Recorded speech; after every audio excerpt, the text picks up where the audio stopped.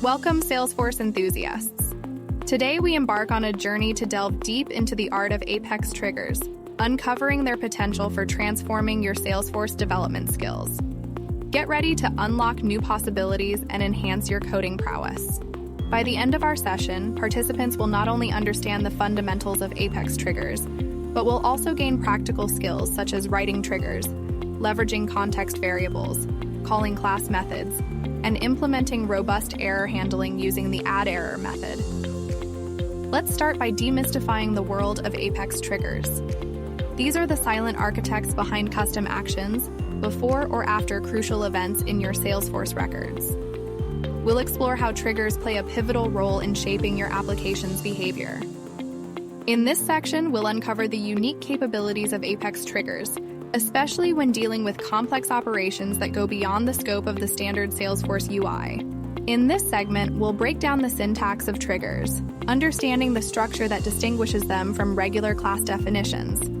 Learn how to associate triggers with specific Salesforce objects and the conditions under which they come to life. Triggers aren't one size fits all. Explore the two fundamental types, before triggers and after triggers. Understand when to use each type for tasks such as updating or validating record values and accessing field values set by the system. Context variables, like trigger.new and trigger.old, hold the key to understanding the trigger's context. We'll dive into how these variables provide access to records, whether you're dealing with a single insertion or a bulk operation. Get to know a comprehensive list of context variables. Each variable has its role, and we'll explore when and how to leverage them for different trigger scenarios. It's all about understanding the nuances. Code reuse is the name of the game. Learn how to call public utility methods from your trigger. This not only reduces the complexity of your triggers, but also promotes clean, maintainable code. It's the essence of object-oriented programming. Triggers often deal with related records. In this section, we'll walk through a practical example. Watch as we add related opportunities to accounts seamlessly, demonstrating the power of triggers in managing associations. Errors are inevitable. However, in the realm of triggers, we have the addError method to handle them effectively.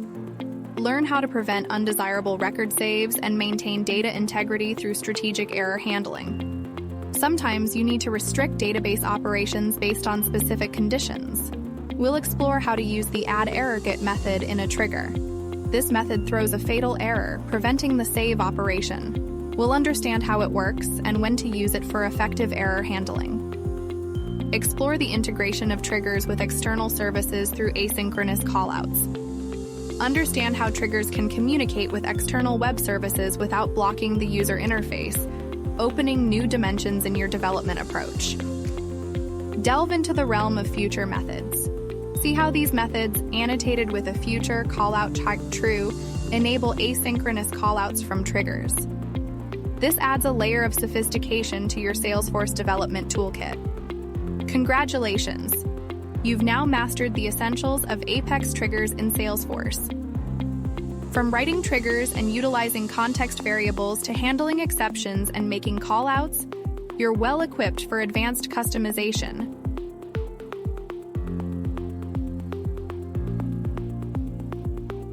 Open the developer console under your name or the quick access menu, Settings. In the developer console, click New and then Apex Trigger. Set the Apex trigger name to create lead trigger.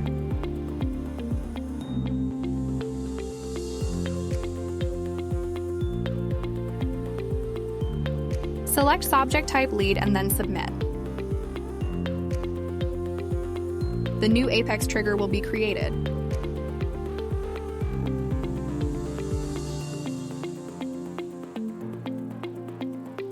Before insert event is used to handle an action before inserting any record.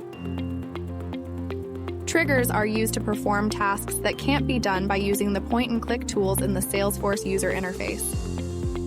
A trigger definition starts with the trigger keyword. Trigger.new contains all the records inserted in insert or update triggers.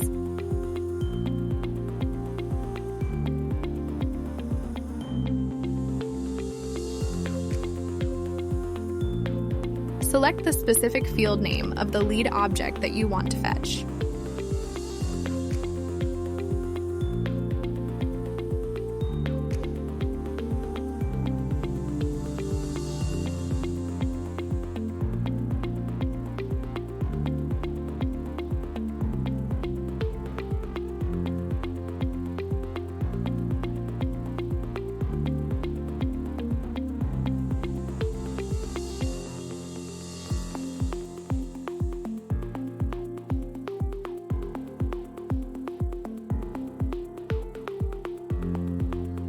Then go to File and click Save.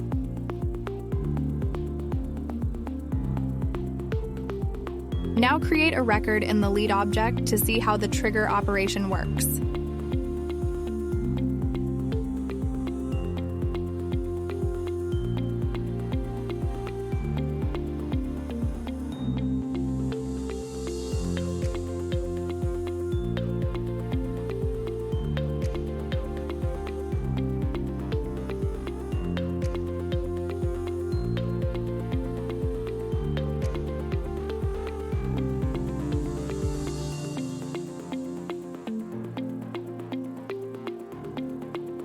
That's how before insert works in the Apex trigger.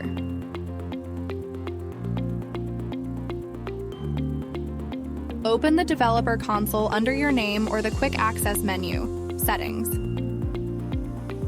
In the developer console, click New and then Apex Trigger.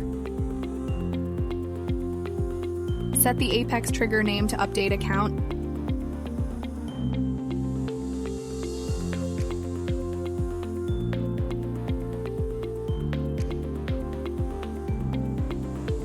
Select sObject type opportunity and then submit. The new Apex trigger will be created.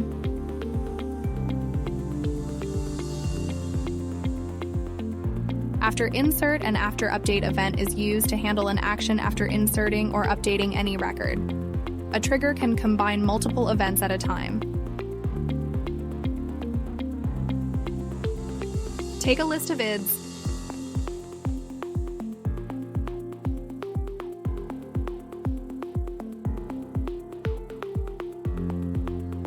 Triggers are used to perform tasks that can't be done by using the point-and-click tools in the Salesforce user interface.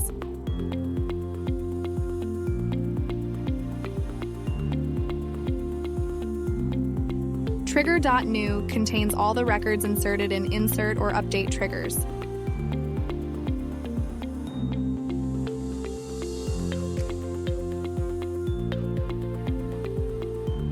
Store all the account ID in the list whose amount is greater than 5,000.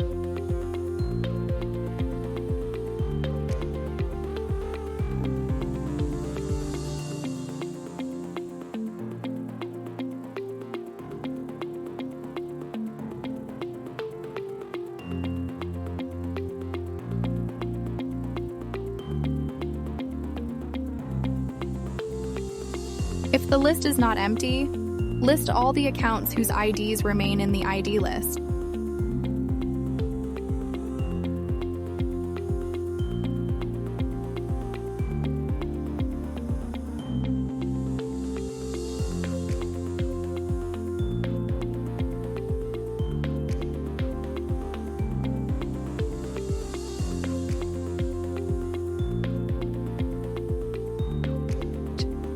Then update the industry field of that account.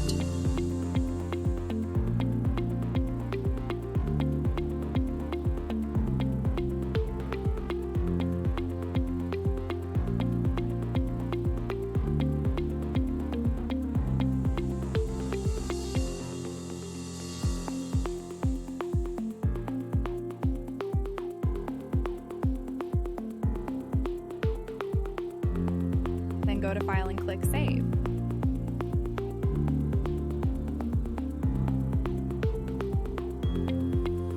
Create or update a record of that object in the org to see how the Apex trigger works.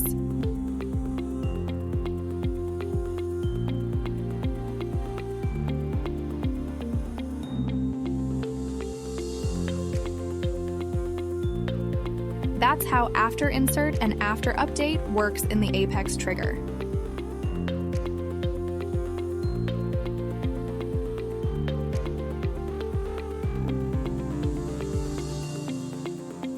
Try-catch function can be used to prevent DML exception error.